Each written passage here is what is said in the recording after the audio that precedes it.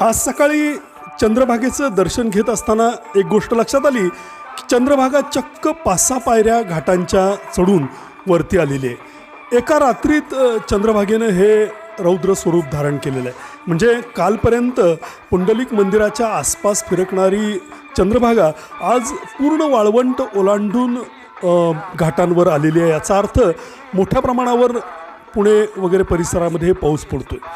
2019ची आठवण झाली.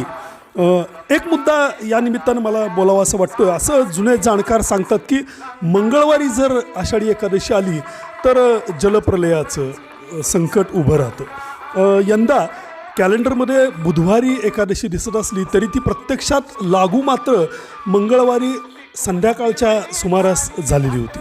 तेव्हा याच्यामध्ये कितपत तथ्य आहे या बाबतीत जाणकारांनी विवेचन करावं, कारण आमचाही तितकासा अभ्यास